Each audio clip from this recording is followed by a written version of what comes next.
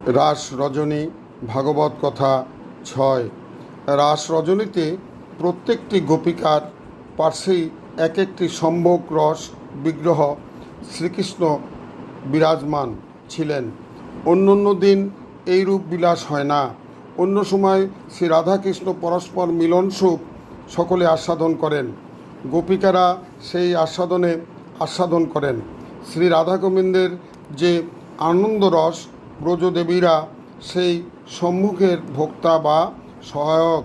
কিন্তু রাস রজনীর অভিনবত্ব হইল এই যে, সেই দিন প্রত্যেকেই স্বাধীনভাবে স্বাদ মিটাইয়া প্রাণবল্লভ শ্রীকৃষ্ণকে আস্বাদন করিতেছিলেন। প্রত্যেক গোপীর পাশেই শ্রীকৃষ্ণ আছেন, শ্রী রাধার পাশেও একই মূর্তি আছেন। এটাই হচ্ছে প্রেমের সর্বত্র সমতা। তাই রাধার মনে কুটিলতা আসিল, প্রেম বামতা প্রাপ্ত হইল।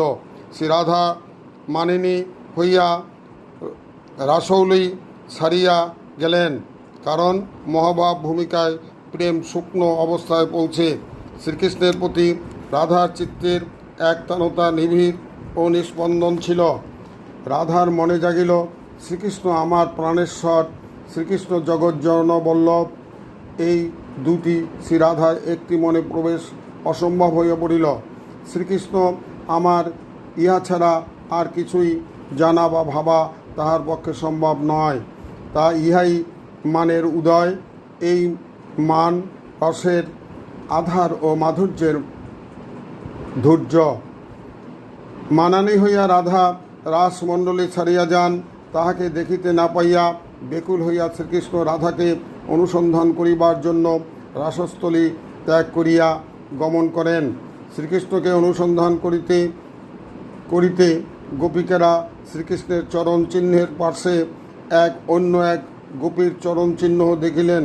তখন তাহারা বুঝিতে পারিলেন, শ্রীকৃষ্ণের সঙ্গে যে গোপিনী, সেই কৃষ্ণের শ্রেষ্ঠ আরাধিকা।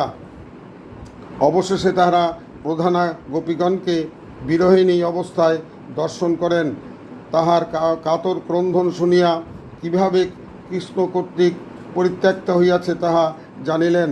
তারপর রাধা চাহিয়া দেখিলেন, তাহার পাশেই শ্রীকৃষ্ণ আছেন। জয় রাধে, জয় রাধে, জয় রাধে।